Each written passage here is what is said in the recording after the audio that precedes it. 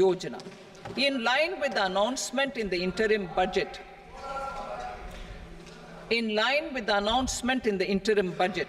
PM Surya Ghar Muft Bijli Yojana has been launched to install rooftop solar plants to enable 1 crore households obtain free electricity up to 300 units every month.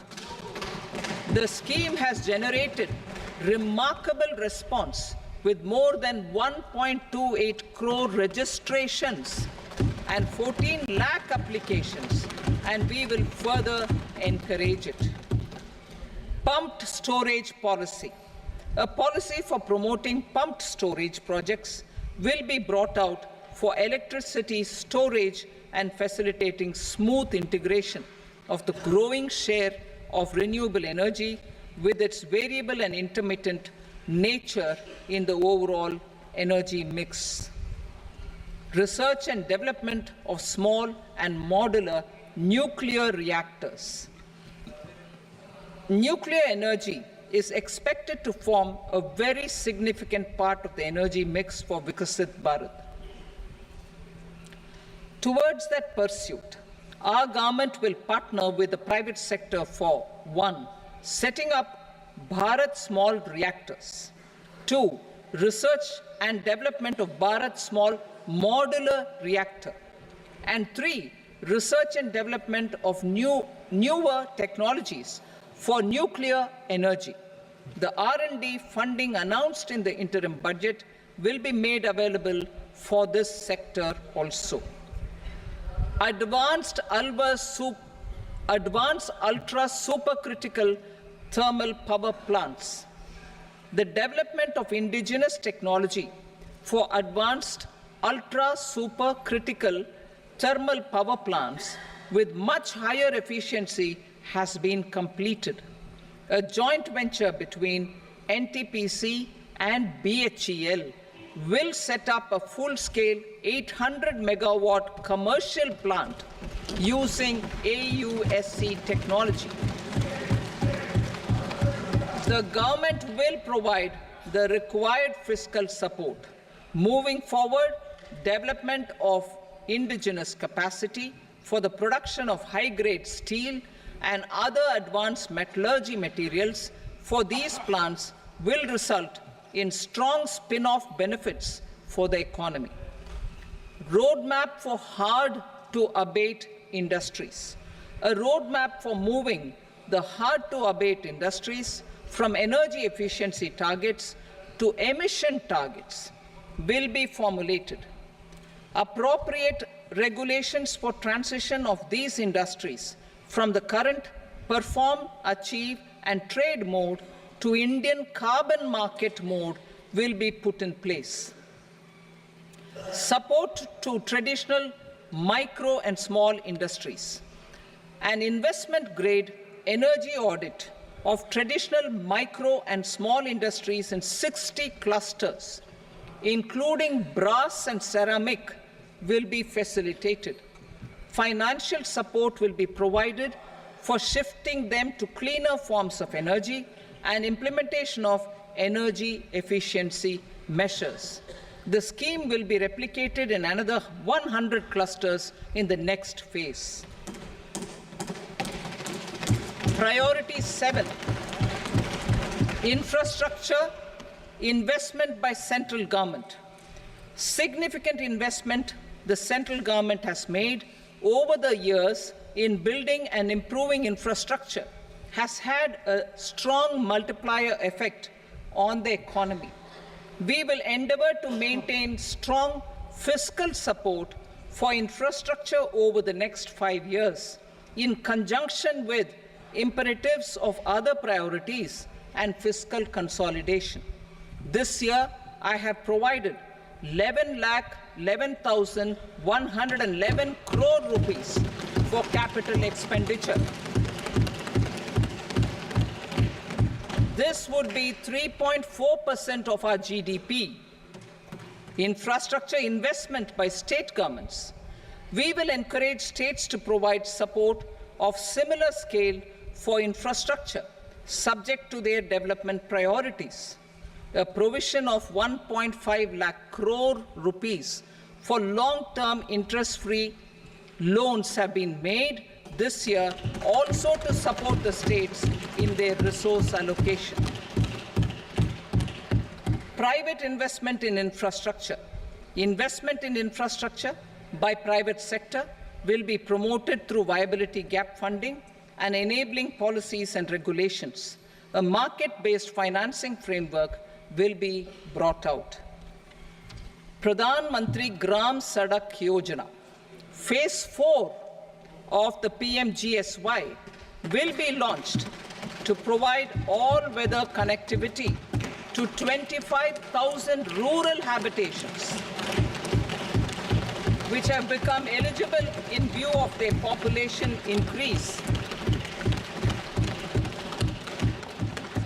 Irrigation and flood mitigation.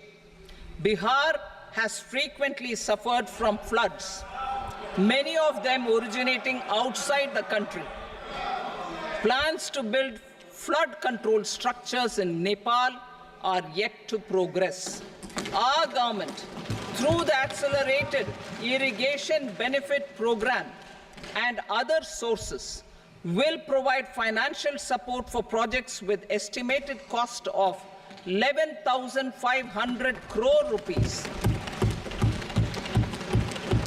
such as the Kosi-Michi intra-state link and 20 other ongoing and new schemes, including barrages, river pollution abatement, and irrigation projects. In addition, survey and investigation of Kosi-related flood mitigation and irrigation projects will be undertaken.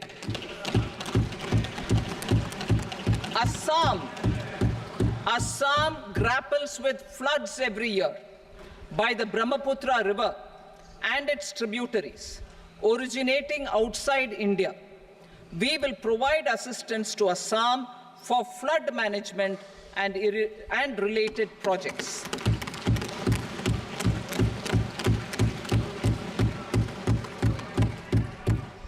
Himachal Pradesh suffered extensive losses due to floods last year. Our government will provide assistance to the state for reconstruction and rehabilitation through multilateral development assistance.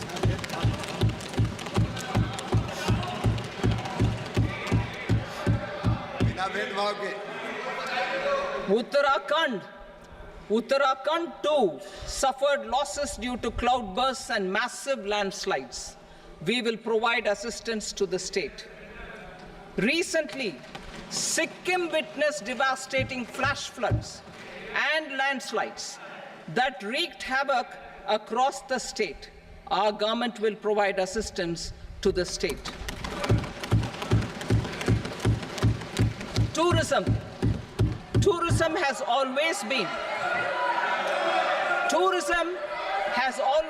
a part of our civilization.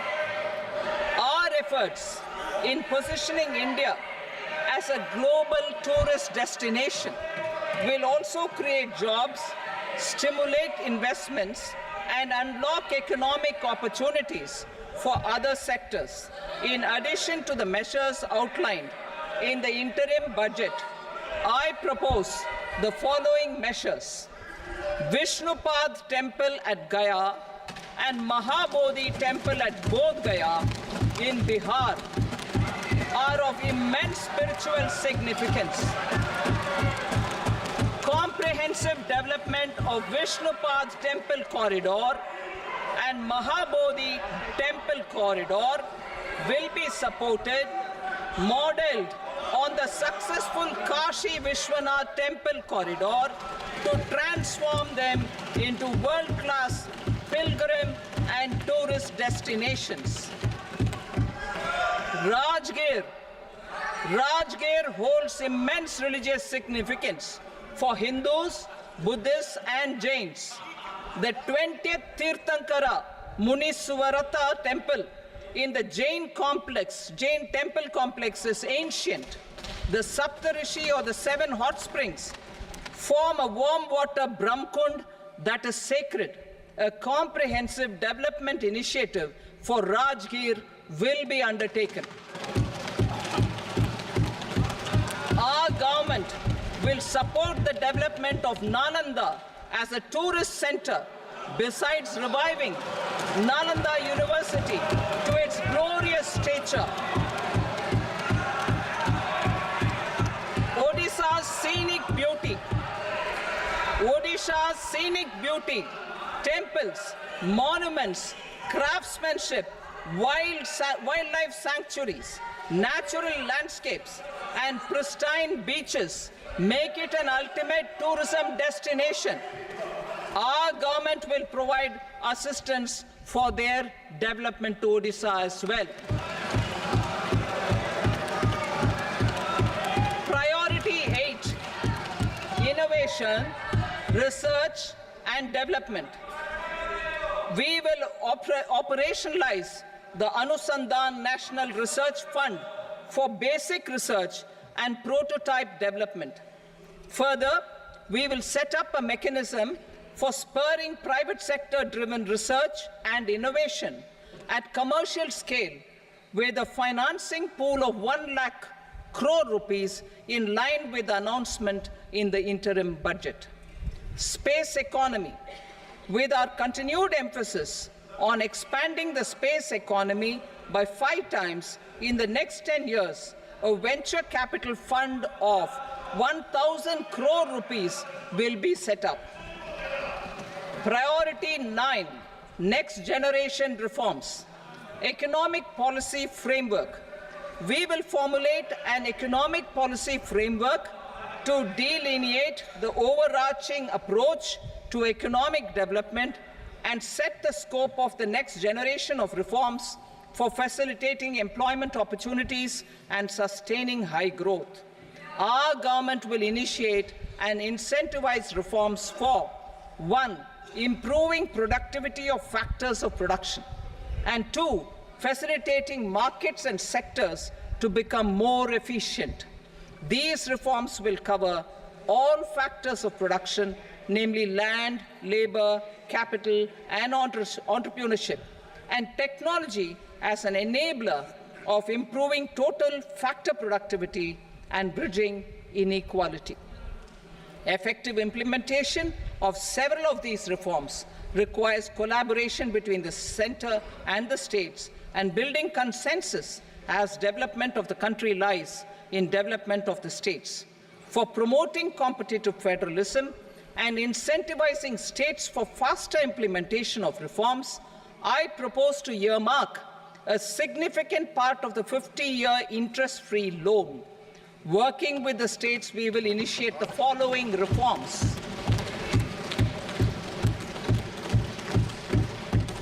Land-related reforms and actions, both in the rural and urban areas, will cover land administration, will cover 1. Land administration, planning and management, and 2. Urban planning usage and building bylaws. These will be incentivized for completion within the next 3 years through appropriate fiscal support. Rural land-related actions. Rural land-related actions will include 1. Assignment of unique land parcel identification number, UL PIN, or Bhu Aadhaar for all lands. 2. Digitization of cadastral maps. 3. Survey of subdivisions, survey of map subdivisions as per current ownership. 4. Establishment of land registry. And 5. Linking to the farmers registry. These actions will also facilitate credit flow and other agricultural services. Urban land-related actions. Land records in urban areas will be digitized with GIS mapping. An IT-based system for property record administration, updating, and tax administration will be established. These will also facilitate improving the financial position of urban local bodies. Labor-related reforms. Services to labor. Our government will facilitate the provision of a wide array of services to labor, including those for employment and skilling. A comprehensive integration of e-Shram portal with other portals will facilitate such one-stop solution. Open architecture databases for the rapidly changing labor market, skill requirements, and available job roles, and a mechanism to connect job aspirants with potential employers and skill providers will be covered in these services. Shram Suvidha and Samadhan portal. Shram Suvidha and Samadhan portal will be revamped to enhance ease of compliance for industry and trade. Capital and entrepreneurship-related reforms, financial sector vision and strategy. For meeting financing needs of the economy, our government will bring out a financial sector vision and strategy document to prepare the sector in terms of size, capacity, and skills.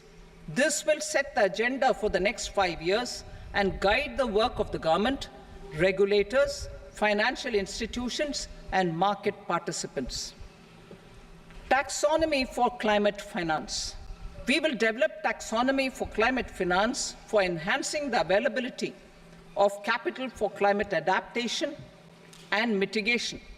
This will support achievement of the country's climate commitments and green transition. Variable capital company structure.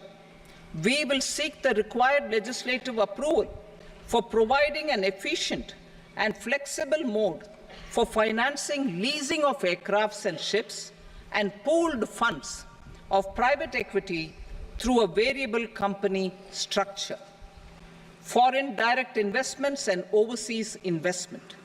The rules and regulations for foreign direct investment and overseas investments will be simplified to 1. Facilitate foreign direct investments, 2. Nudge prioritization, and 3. Promote opportunities for using Indian rupee as a currency for overseas investment. NPS Vatsalya. NPS Vatsalya, a plan for contribution by parents and guardians for minors, will be started. On attaining the age of majority, the plan can be converted seamlessly into a normal NPS account. Use of technology. We have successfully used technology for improving productivity and bridging inequality in our economy during the past 10 years. Public investment in digital infrastructure and innovations by the private sector have helped in improving access of all citizens, particularly the common people, to market resources, education, health, and services. We will step up adoption of technology towards digitalization of the economy. Ease of doing business. For enhancing ease of doing business, we are already working on the Jan Vishwas Bill 2.0. Further, states will be incentivized for implementation of the business reforms, action plans, and digitalization. Data and statistics. For improving data governance, collection, processing and management of data and statistics, different sectoral databases, including those established under the Digital India mission, will be utilized with active use of technology tools. New pension scheme. The committee to review the NPS has made considerable progress in its work. I'm happy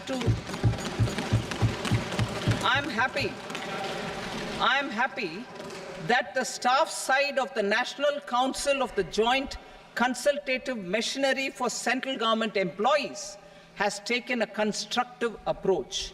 A solution will be evolved which addresses the relevant issues while maintaining fiscal prudence to protect the common citizens. Budget estimates for 24-25. For the year 24-25, total receipts other than borrowings and the total expenditure are estimated at 32.07 lakh crore rupees and 48.21 lakh crore rupees respectively. The net tax receipts are estimated at 25.83 lakh crore rupees.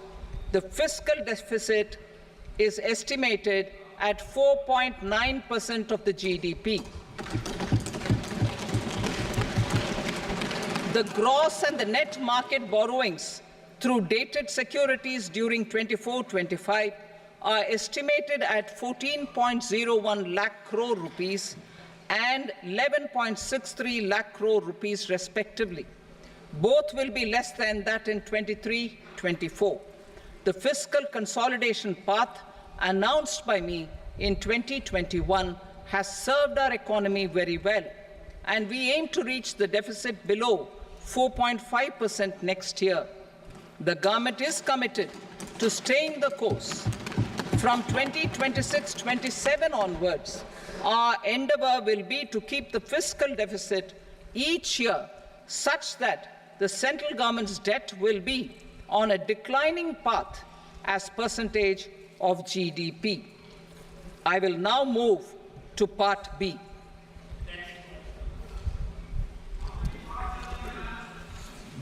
Indirect taxes. Sir, I start with GST. It has decreased tax incidence on the common man, reduced compliance burden and logistics cost for trade and industry, and enhanced revenues of the central and the state governments. It is a success of vast proportions. To multiply the benefits of GST, we will strive to further simplify and rationalize the tax structure and endeavor to expand it to the remaining sectors. My proposals for customs duties intend to support domestic manufacturing, deepen local value addition, promote export competitiveness, and simplify taxation while keeping the interest of the general public and consumers surmount. In Budget 22-23, we reduced the number of customs duty rates. I propose to undertake a comprehensive review of the rate structure over the next 6 months to rationalize and simplify it for ease of trade, removal of duty inversion, and reduction of disputes. I shall now take up sector-specific customs duty proposals. Medicine and medical equipments. To provide relief to cancer patients, I propose to fully exempt 3 more medicines from customs duties.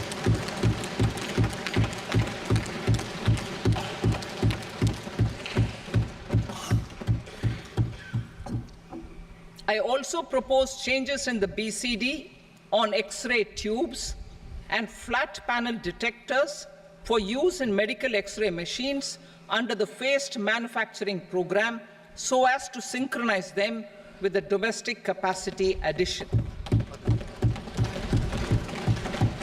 Mobile phone and related parts. With a 3-fold increase in domestic production and almost a 100-fold jump in exports of mobile phones over the last 6 years, the Indian mobile industry has matured. In the interest of consumers, I now propose to reduce the BCD on mobile phone, mobile PCBA, and mobile charger to 15%. Critical minerals.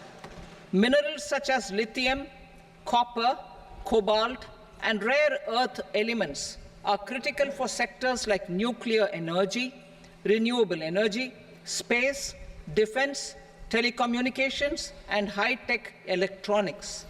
I propose to fully exempt customs duties on 25 critical minerals and reduce BCD on 2 of them. This will provide a major fillip to the processing and refining of such minerals and help secure their availability for these strategic and important sectors. Solar energy. Energy transition is critical in the fight against climate change. To support energy transition, I propose to expand the list of exempted capital goods for use in the manufacture of solar cells and panels in the country. Further, in view of sufficient domestic manufacturing capacity of solar gas, glass and tinned copper interconnect, I propose not to extend the exemption of custom duties provided to them. Marine products. India's seafood exports in the last financial year touched an all-time high of more than 60,000 crores of rupees. Frozen shrimp accounted for about 2/3 of these exports. To enhance their competitiveness, I propose to reduce BCD on certain broodstock, polychaete worms, shrimp, and fish feed to 5%. I also propose to exempt customs duty on various inputs for manufacture of shrimp and fish feed. Leather and textile. Similarly, to enhance the competitiveness of exports in the leather and textile sectors, I propose to reduce BCD on real down-filling material from duck or goose. I am also making additions to the list of exempted goods for manufacture of leather and textile garments, footwear, and other leather articles for export. To rectify inversion in duty, I propose to reduce BCD subject to conditions on methylene diphenyl diisocyanate, MDI, for manufacture of spandex yarn from 7.5 to 5%. Furthermore, the export duty structure on raw hides, skin, and leather is proposed to be simplified and rationalized. Precious metals. To enhance domestic value addition in gold and precious metal jewelry in the country, I propose to reduce customs duties on gold and silver to 6% and that of platinum to 6.4%. Other metals. Steel and copper are important raw materials.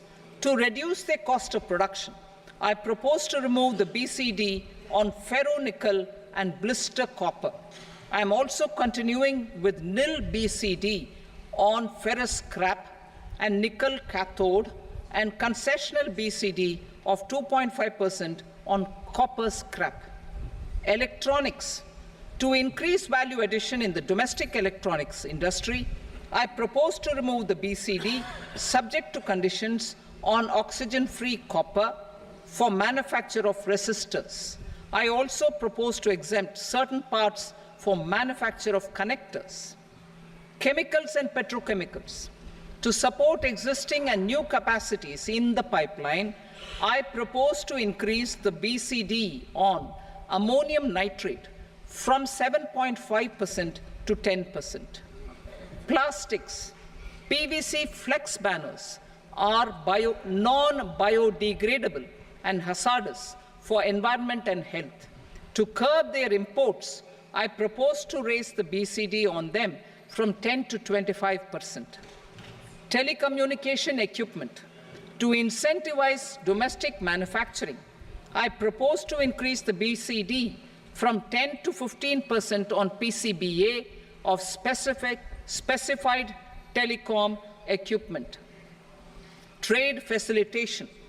To promote domestic aviation and boat and ship MRO, I propose to extend the period for export of goods imported for repairs from 6 months to 1 year. I'll read that again. To promote domestic aviation and boat and ship maintenance, repair and operations, I propose to extend the period for export of goods imported for repairs from 6 months to 1 year. In the same vein, I propose to extend the time limit for re-import of goods for repairs under warranty from 3 to 5 years. I now move to direct taxes. We will continue our efforts to simplify taxes, improve taxpayer services, provide tax certainty, and reduce litigation while enhancing revenues for funding the development and welfare schemes of the government. It has been our endeavor to simplify taxation. We have taken a number of measures in the last few years, including introduction of simplified tax regimes without exemptions and deductions for corporate tax and for personal income tax. This has been appreciated by taxpayers. 58% of corporate tax came from the simplified tax regime in the financial year 22-23. Similarly, as per data available till now, for the last fiscal, more than 2/3 have availed the new personal income tax regime. Comprehensive review of the Income Tax Act. I am now announcing a comprehensive review of the Income Tax Act 1961. The purpose is to make the Act concise, lucid, easy to read and understand. This will reduce disputes and litigation, thereby providing tax certainty to the taxpayers. I will also bring down the demand embroiled in litigation. It is proposed to be completed in 6 months. A beginning is being made in the Finance Bill by simplifying the tax regime for charities, tedious rate structures, provisions of reassessment and such provisions, and capital gains taxation. Simplification for charities and tedious. The two tax exemption regimes for charities are proposed to be merged into one. The 5% tedious rate on many payments is being merged into the 2% tedious rate, and the 20% tedious rate on repurchase of units by mutual funds or UTI is being withdrawn. Tedious rate on e-commerce operators is proposed to be reduced from 1 to 0.1%. Moreover, credit of TCS is proposed to be given in the TDS to be deducted on salary. Further, I propose to decriminalize delay for payment of TDS up to the due date of filing statement for the same. I also plan to provide a standard operating procedure for TDS defaults and simplify and rationalize the compounding guidelines for such defaults. Simplification of reassessment. I propose to thoroughly simplify the provisions for reopening and reassessment. An assessment hereinafter can be reopened beyond 3 years from the end of the assessment year only if the escaped income is 50 lakh rupees or more, up to a maximum period of 5 years from the end of the assessment year. Even in such cases, a time limit of 6 years before the year of the search, as against the existing time limit of 10 years, is being proposed. This will reduce tax uncertainty and disputes. Simplification and rationalization of capital gains. Capital gains taxation is also proposed to be hugely simplified. Short-term gains on certain financial assets shall henceforth attract a tax rate of 20%, while that on all other financial assets and all non-financial assets shall continue to attract the applicable tax rate. Long-term gains on all financial and non-financial assets, on the other hand, will attract a tax rate of 12.5%. For the benefit of the lower and the middle income classes, I propose to increase the limit of exemption of capital gains on certain financial assets to 1.25 lakh rupees per year. Listed financial assets held for more than a year will be classified as long-term, while unlisted financial assets and all non-financial assets will have to be held for at least 2 years to be classified as long-term. unlisted bonds and debentures, debt mutual funds, and market-linked debentures, irrespective of holding period, however, will attract tax on capital gains at applicable rates. Taxpayer services. All the major taxpayer services under GST and most services under customs and income tax have been digitalized. All remaining services of customs and income tax, including rectification and order giving effect to appellate orders, shall be digitalized and made paperless over the next 2 years. Litigation and appeals. While our concerted efforts to reduce pendency of appeals at various appellate fora are beginning to show good results, it will continue to engage our highest attention. To dispose of the backlog of first appeals, I plan to deploy more officers to hear and decide such appeals, especially those with large tax effect. For resolution of certain income tax disputes pending an appeal, I am also proposing Vivad Se Vishwas Scheme 2024. Further, I propose to increase monetary limits for filing appeals related to direct taxes, excise, and service tax in the tax tribunals, high courts, and Supreme Court to 60 lakh rupees, 2 crore rupees, and 5 crore respectively, with a view to reduce litigation and provide certainty in international taxation. We will expand the scope of safe harbor rules and make them more attractive. We will also streamline the transfer pricing assessment procedure. Employment and investment. I have a few proposals to promote investment and foster employment. First of all, to bolster the Indian startup ecosystem, boost the entrepreneurial spirit, and to support innovation, I propose to abolish the so-called angel tax for all classes of investors. Second, there is tremendous potential for cruise tourism in India. To give a fillip to this employment-generating industry, I am proposing a simpler tax regime for foreign shipping companies operating domestic cruises in the country. Third, India is a world leader in the diamond cutting and polishing industry, which employs a large number of skilled workers.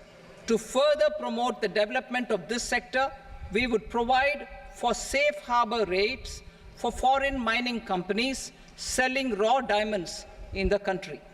Fourth, to attract foreign capital for our development needs, I propose to reduce the corporate tax rate on foreign companies from 40 to 35%. Deepening the tax base. I have a couple of proposals for deepening the tax base.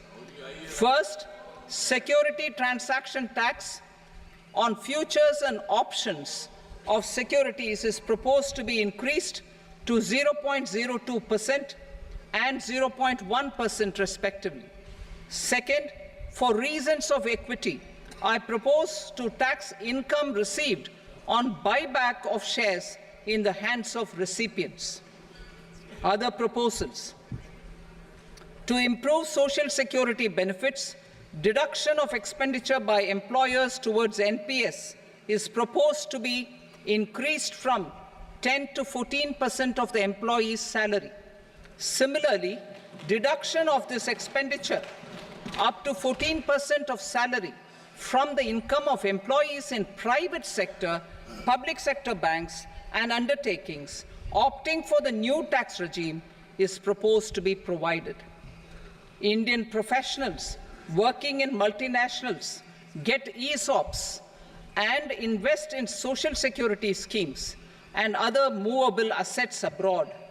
Non-reporting of such small foreign assets has penal consequences under the Black Money Act. Such non-reporting of movable assets up to 20 lakh rupees is proposed to be depenalized.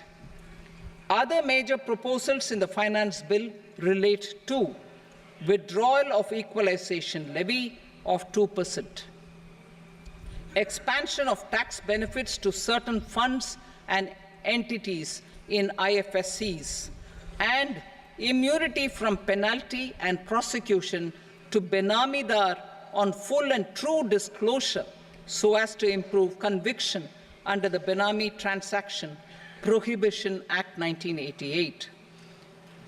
Personal income tax. Coming to personal income tax rates, I have two announcements to make for those opting for the new tax regime. First, the standard deduction for salaried employees is proposed to be increased from 50,000 to 75,000 rupees.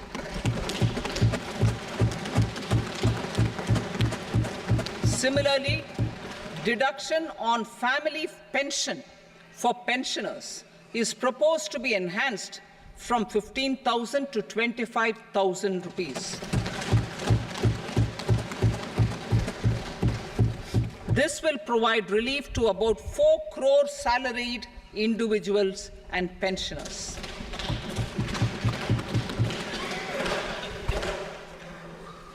Second, in the new tax regime, the tax rate structure is proposed to be revised as follows: 0 to 3 lakh rupees, nil; 3 to 7 lakh rupees, 5%; 7 to 10 lakh rupees, 10%; 10 to 12 lakh rupees, 15%; 12 to 15 lakh rupees, 20%; and above 15 lakh rupees, 30%. As a result of these changes, a salaried employee in the new tax regime stands to save up to 17,500 rupees in income tax.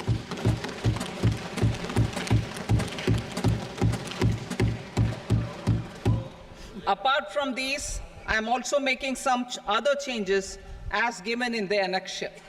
As a result of these proposals, revenue of about 37,000 crore, that is 29,000 crore in direct taxes and 8,000 crore in indirect taxes, will be foregone, while revenue of about 30,000 crore rupees will be additionally mobilized. Thus, the total revenue foregone is about 7,000 crores annually.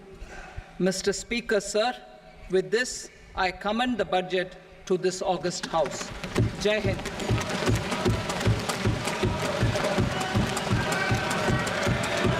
Item number 2.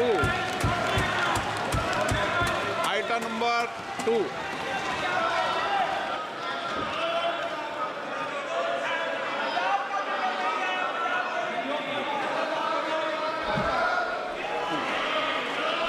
Sir, with your permission, I rise to lay on the table the following statements under Section 3 of the Fiscal Responsibility and Budget Management, FRBM Act 2003, Medium-Term Fiscal Policy cum Fiscal Policy Strategy Statement, and Macroeconomic Framework Statement. Item number 3. Sir, with your permission, I rise to move for leave to introduce the Finance Number 2 Bill 2024. प्रश्न ये कि विधेयक को पुनर्स्थापित करने की अनुमति प्रदान की जाए। जो सदस्य इसके पक्ष में हाँ कहें, जो सदस्य विरोध में ना कहें। मेरे विचार में निर्णय हाँ वालों के पक्ष में अनुमति प्रदान की जाती है। माननीय मंत्री जी, अब विधेयक पुनर्स्थापित करें। Sir, I introduce the bill. Item number 4. The Union Territory of Jammu and Kashmir budget. Sir, I rise to present a statement, Hindi and English versions, of the estimated receipts and expenditure of the Union Territory of Jammu and Kashmir for the year 24-25. सभा की कार्रवाई कल बुधवार दिनांक 24 जुलाई 2024 को प्राप्त 11 बजे तक के लिए स्थगित की जाती है।